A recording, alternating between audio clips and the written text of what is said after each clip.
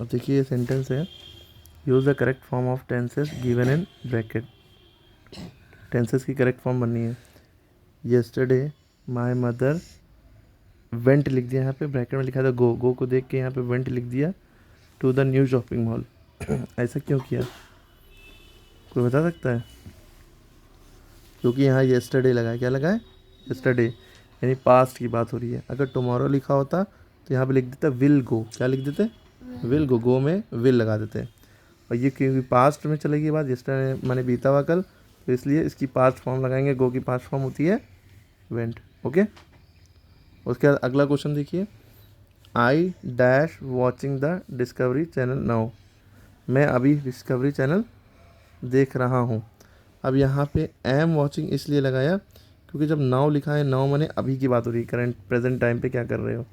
तो मैं अभी देख रहा हूँ, ये प्रेजेंट कॉन्टिन्यूस टेंस हो गया। जो काम अभी आप कर रहे हैं, जैसे अभी आप पढ़ रहे हैं, तो I am studying, we are studying, you are studying, I am teaching. तो ये is am are was were sorry is am are लगता है, या तो इज़ लगेगा या एम या आर। तो आई के साथ हमेशा एम लगता है और कुछ नहीं लगता है। इज़ एम आर में से, इन तीनों में से एम लगता है। और जब भी इज़ एम आर लगता है उसमें आई एन जी लग जाता है कॉन्टिन्यूस टेंस की वजह से। ठीक है, अब be there any cinema in USA in the early 1950s। क्या यूएसए में 1950s में कोई सिनेमा थे यानी पास्ट की बात हो रही। तो बी का, ये जो बी होता है, इसको हम कई चीज़ों में चेंज कर सकते हैं। Is am are was were, कुछ भी तो वर, यानी थे, पास्ट की बात हो रही है ना। इज़ माने है, वॉज माने था, वर माने थे, आर माने हैं, आर माने हो भी होता है, एम माने हूँ होता है। ठीक है, तो यहाँ पे थे का सेंस आ रहा है तो वर लगेगा।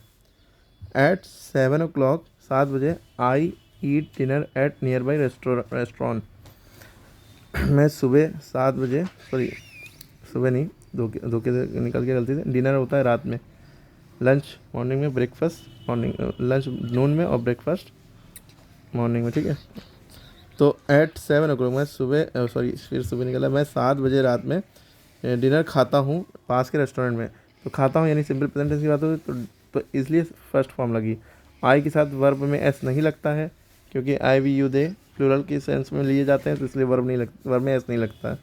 यहाँ ही होता तो एस लग जाता, ईट्स हो जाता। उसके बाद है I was cooking when I got the phone call from my neighbour. मैं, जब मुझे नेबर से, पड़ोस से फ़ोन कॉल आया तो मैं खाना बना रहा था या बना रही थी। ठीक है, आई के साथ वॉज, थी की बात हो रही तो वॉज वर लगा, रही थी, रहे हैं होता तो इस तरह का सेंस, और नाउ लगा होता तो एम लगता है यहाँ पे। ओके, उसके बाद the window sparkled after I clean them yesterday. फिर येस्टरडे की बात हो रही है तो इसकी सेकंड फॉर्म लग जाएगी, स्पार्कल की सेकंड फॉर्म स्पार्कल्ड, ईडी लग गया। दिस मॉर्निंग, इस सुबह, I made breakfast for every one in the family. आज सुबह मैंने सबके लिए ब्रेकफास्ट बनाया, हर एक के लिए ब्रेकफास्ट बनाया। ठीक है, बनाया यानी बना चुके हैं, यानी पास्ट की बात हो रही है तो मेड, और डेली बनाते तो मेक हो जाता। What do you do for living, तुम काम रहने, ज़िंदा रहने के लिए क्या करते हो, क्या काम करते हो, क्या कमाते हो। तो वट डू यू डू। ठीक है, यू के साथ डू ही लगेगा। करते हो प्रेजेंट टेंस में ताती ते आ रहा है तो इसलिए डू डज लगेगा। ठीक है, उसके बाद लास्ट वीकेंड, पास्ट की बात हो रही है, यस्टरडे या लास्ट, इस तरह की चीज़ें होती हैं तो वर्ब की सेकेंड फॉर्म लगती है। The phone wrong when I was playing with my cousin. Phone बजा जब मैं अपने दोस्त के साथ बाहर खेल रहा था। ठीक है, याद रहेगा, जब इस तरह सेकेंड फॉर्म होगी तो इस तरह से वॉज लगा के होगा। My father reads 2 newspaper every day. मेरे पिताजी रोज़, एवरी डे या डेली ये वर्ड लिखे होंगे तो हमेशा वर्ब की फर्स्ट फॉर्म लगेगी। जो लिखी है वर्ब की फर्स्ट फॉर्म वही लिखी जाएगी, लेकिन अगर ये सिंगलर है तो एस लग जाएगा। वर्ब अगर सब्जेक्ट सिंगलर होता है वर्ब में एस लग जाता है। ठीक है, अगर ये प्लूरल होता, आई होता, यू वी दे, तो एस ना लगता, याद रहेगा। और ये सिंगलर वर्ब कहलाई जाती है, ये प्लूरल वर्ब होती है। जिसमें एस ना लगा वो प्लूरल वर्ब है, जिसमें एस लगा वो सिंगलर वर्ब है। लेकिन नाउन में इसका उल्टा होता है, किसी भी चीज़ के नाम में, जैसे बॉय एक नाम है वो सिंगलर है, लेकिन बॉयज़ में एस लग गया वो प्लूरल हो गया। वर्ब में और नाउन में यही फ़र्क है। द कैट ड्रंक अ बोल full of milk last night, यानी कि ड्रैंक, सॉरी ड्रिंक की सेकेंड फॉर्म ड्रैंक हो गया। लास्ट नाइट यानी जब भी लास्ट टुडे, लास्ट यस्टरडे ये सब लगा होगा सेकेंड फॉर्म ही लगेगी। ड्रिंक की सेकेंड फॉर्म ड्रैंक। अब देखिए, I will visit there relative, they will visit there relative in Florida next month. Future की बात हो रही है, अगले महीने की बात हो रही है, तो जो वर्ब है उसमें विल लग जाएगा, विल लग के बात हो जाएगी।